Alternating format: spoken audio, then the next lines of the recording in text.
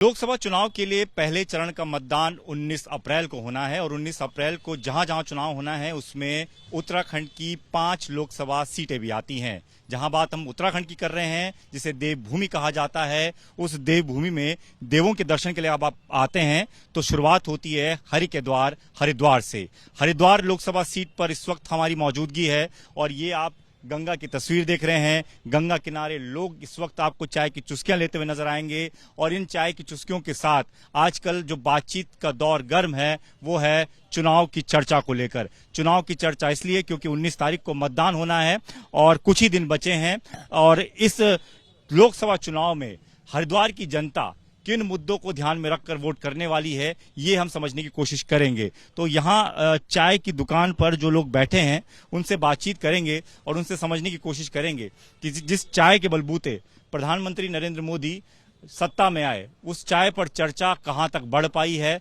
और क्या वो चाय की चर्चा इतनी फीकी पड़ गई कि अब मोदी जी की मुश्किलें बढ़ने वाली हैं। तो लोगों से शुरुआत करते हैं। सर, आपका नाम मैं जानना चाहूंगा। विमल कुमार। विमल जी, ये बताइए कि ये जो चुनाव है इस बार हरिद्वार का, आपकी नजर में सबसे मुख्य मुद्दा क्या होना चाहिए जिसको लेकर आप अपने प्रत्याशी को, जो भी प्रत्याशी खड़ा है, उसको वोट देने की सोचें? देखिए, ये चुनाव कोई बहुत सड़क नाली स्ट्रीट लाइट्स नगर पालिका का चुनाव तो है नहीं। ये राष्ट्र का चुनाव है और इसमें मुद्दा भी राष्ट्रीय स्तर का ही रहता है। अभी जो देश की स्थिति है पिछले 10 वर्षों में लोग भी देख रहे हैं। मैं किसी की आलोचना नहीं कर रहा हूं कि क्या पहले 60 साल पहले क्या हुआ। सबको जब जब मौका मिला सबने काम किया। ऐसा कोई पार्टी नहीं थी जो राष्ट्र में आई उसने काम नहीं किया। परंतु अब जो 10 वर्ष हुए हैं, अब लोग जब तुलना करते हैं तो लगता है ये 10 वर्ष वास्तव में स्वर्णिम थे, ऐतिहासिक हैं और लोगों को इससे बेहतर काम करने का अवसर मिले पहले, पर नहीं कर पाए। अब जब मोदी जी को मिला तो उन्होंने किया। किसी भी क्षेत्र में, चाहे वो सुरक्षा की दृष्टि से देखें आप, चाहे वो आप आईटी के सेक्टर में देखें, चाहे रोड इंफ्रास्ट्रक्चर में देखें, आप एग्रीकल्चर में देखें, कोई ऐसा क्षेत्र नहीं है जिसमें डेवलपमेंट ना हुआ। तो चुनाव उस मुद्दे पर है। लेकिन मैं इससे भी सीट की बात करना चाहूंगा आपसे।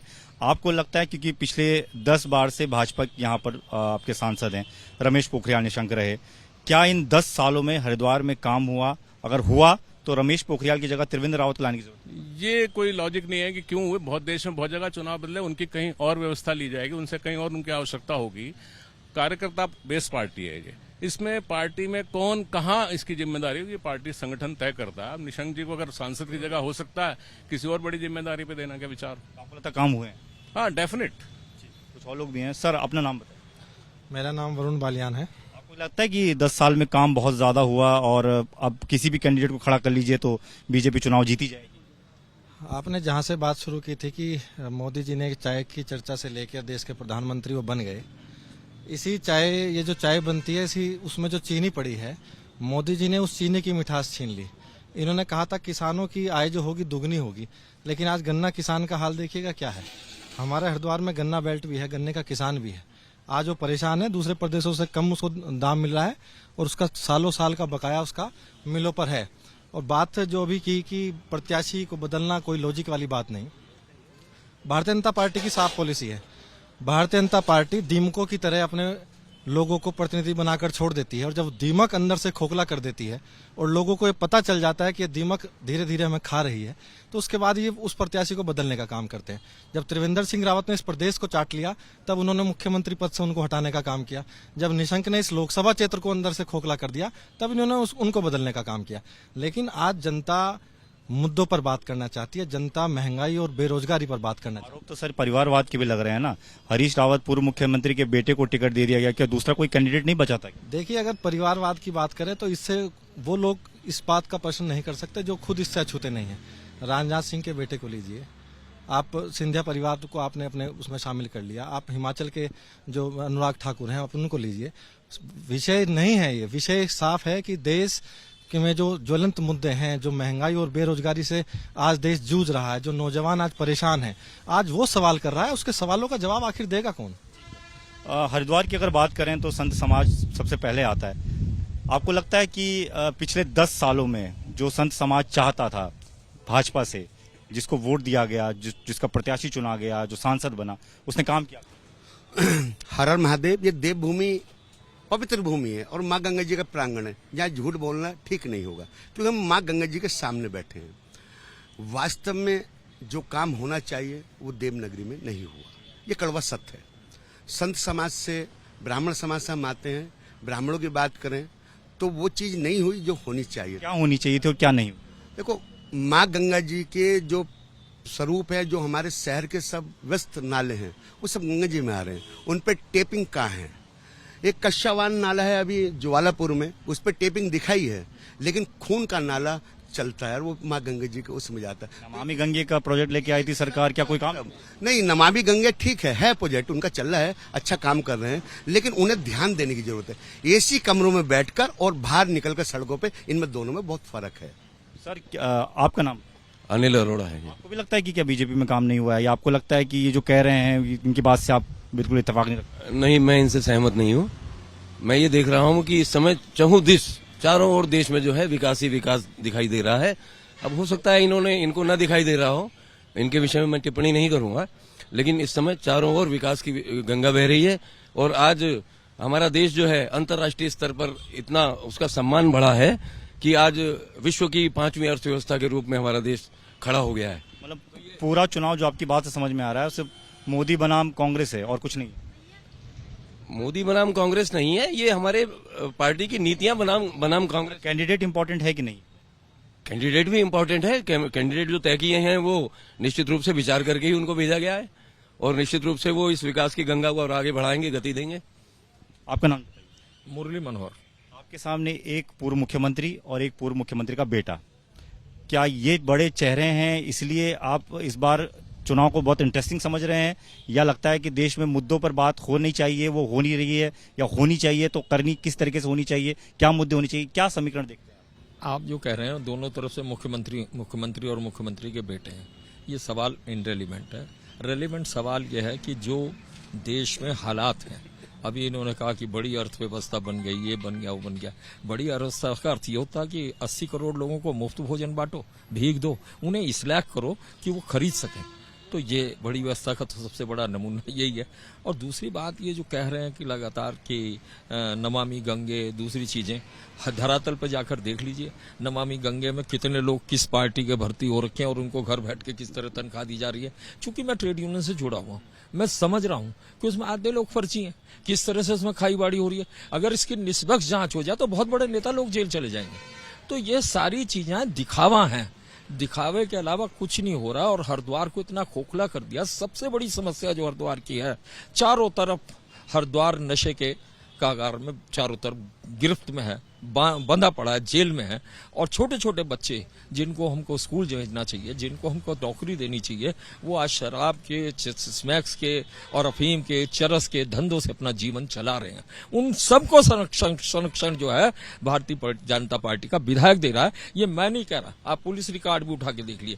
जो लोग ये काम कर रहे हैं उनका संबंध किस पार्टी से है, किस पार्टी के वो मेंबर है, किस पार्टी के पदाधिकारी। सर आप तो कह रहे थे कि मुद्दे जो हैं वो लोकल मुद्दे नहीं होनी चाहिए, कह रहे नशा बढ़ गया, औद्योगिक क्षेत्र में कोई काम नहीं हुआ, क्या ये मुद्दे नहीं? अभी जो विधानसभा के चुनाव हुए, ये मुद्दा कांग्रेस ने बहुत जोर से उठाया। विधानसभा चुनाव छोटा क्षेत्र है, और तब भी इन्होंने ये आरोप लगाए थे कि नशा और विधायक के ऊपर बहुत आरोप लगाए थे। और उसका क्या जनता ने जवाब दिया?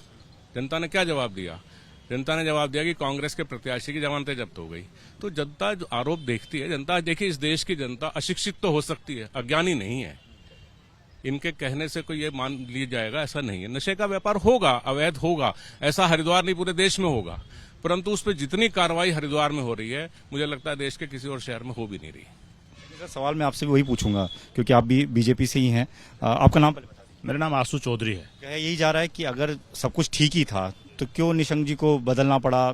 कैबिनेट मंत्री थे, 2 बार से सांसद जीत ही रहे थे, अच्छा खासा मार्जिन से जीतते थे, क्यों बदलना?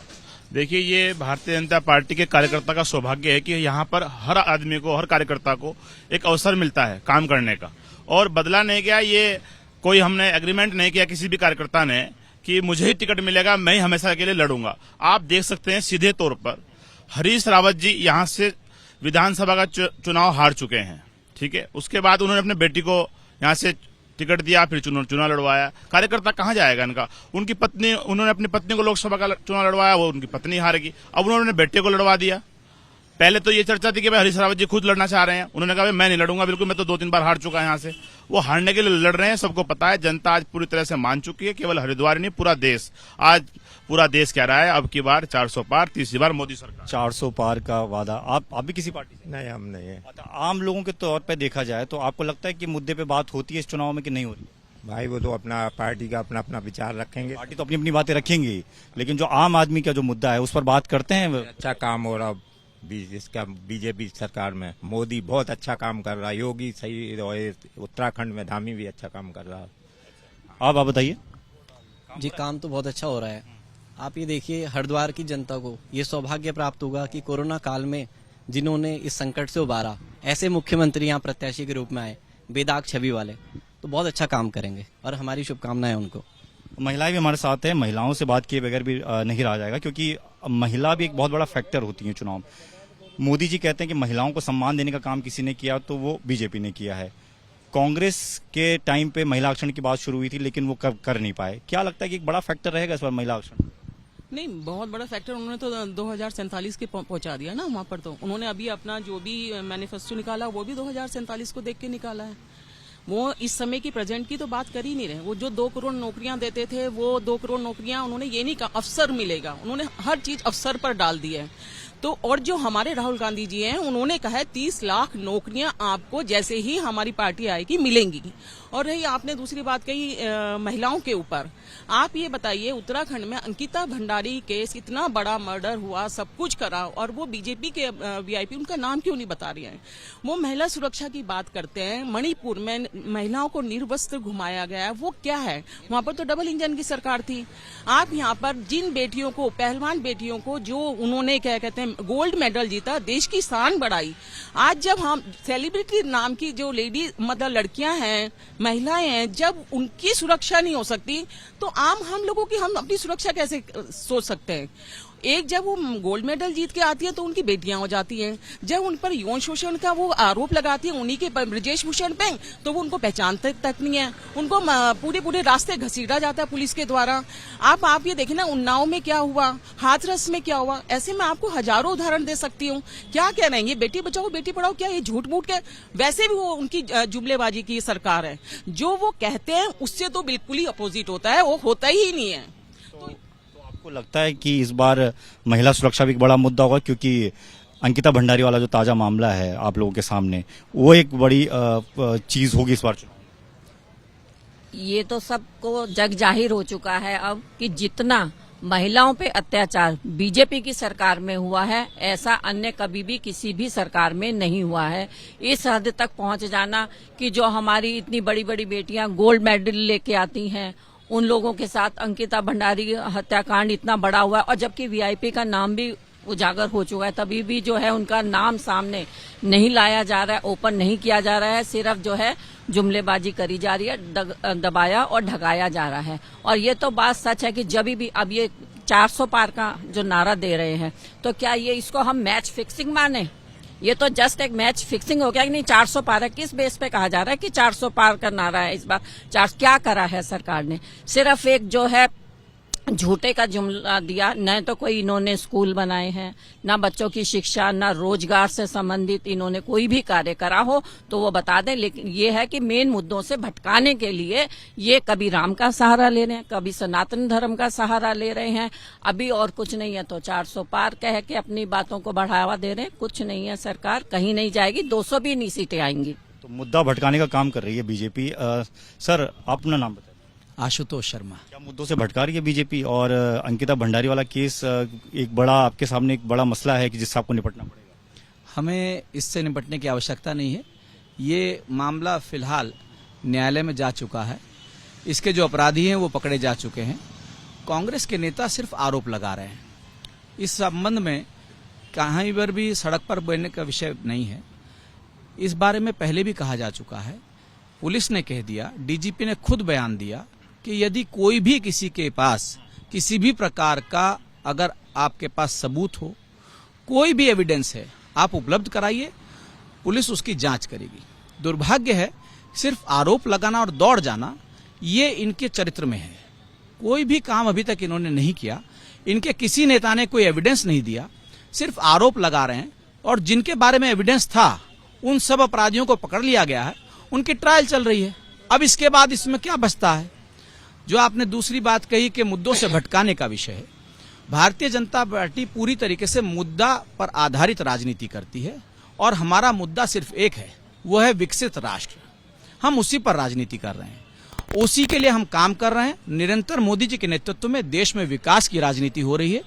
विकास के अलावा अगर कोई विषय है तो उस पर चर्चा करने के लिए हम लोग बिल्कुल भी सामर्थ्य में नहीं है।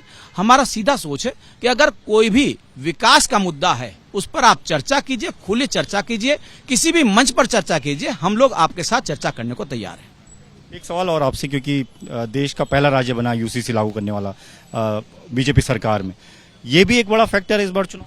निश्चित है साहब, पहली बार देश में समान नागरिक संहिता आ रही है। ये पहली बार हम लोगों ने इसको काम को करके दिखाया। आज तक इस पर चर्चा भी नहीं करती थी कांग्रेस, और किसी अन्य राजनीतिक दल ने तो हिम्मत चर्चा की भी नहीं की। भारतीय जनता पार्टी ने अपने संकल्प पत्र में इसको कहा और उस संकल्प पत्र को पूरा किया। ये हिम्मत भी भारतीय जनता पार्टी के नेतृत्व ने ही दिखाई है। और अब जो हमारा राष्ट्रीय घोषणा पत्र जारी हुआ है उसमें पूरे देश में यूसीसी लागू करने की बात की गई है और उसको भी हम लागू करके दिखाएंगे। एक आखिरी सवाल आपसे लेना चाहूंगा, यूसीसी की बात ही कर रहे हैं, कह रहे हैं कि इससे बड़ी नजीर नहीं हो सकती।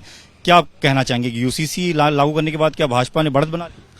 इनके दोनों सवालों का जवाब मैं दूंगा। एक इन्होंने कहा विकसित भारत और एक इन्होंने कहा यूसीसी। जो विकसित भारत की इन्होंने बात की, क्या विकसित भारत की परिभाषा हम इस तरह से देंगे कि जहां देश का किसान देश की राजधानी में 13 महीने तक धरनों पर बैठता और 700 किसानों की शहादत वहां हो जाती है? क्या विकसित राष्ट्र की परिभाषा में आता है? क्या मथुरा और क्या उन्नाव और क्या जो अंकिता भंडारी जो उत्तराखंड में ये महिलाओं के साथ जो उत्पीड़न का काम है, क्या विकसित राष्ट्र की परिभाषा में आता है? क्या देश का नौजवान आज रोजगार के लिए दर दर की ठोकरें खाने को तैयार है? क्या विकसित राष्ट्र की परिभाषा में आता है? असल में इनके पास मुद्दे नहीं है, इसीलिए मुद्दों से भटकाने के लिए यूसीसी की तरफ चले। आप अपनी उन गारंटियों को याद दिलाने का काम करें। जब आपने कहा था 2 करोड़ युवाओं को रोजगार देंगे, जब आपने कहा था किसानों की आमदनी दोगुनी करेंगे, जब आपने कहा था महिला सुरक्षा का काम करेंगे, उन्हीं चीजों से हटाने के लिए फिर वही बांटो और राज करो और फिर वही धर्म और जाति के नाम पर ये यूसीसी को जो लाने का काम किया, आम आदमी इससे ऊब चुका है। आम आदमी का ध्यान इसकी तरफ नहीं, वो केवल और केवल महंगाई और रोजगार पर वोट करेगा, ना कि इनकी बांट वाली। वो आम आदमी को चुनाव करना है कि उसे कौन से मुद्दे पसंद आते हैं, कौन से नहीं। लेकिन बात सीधी है कि सबके अपने मुद्दे, सबके अपने दावे, सबके अपने वादे।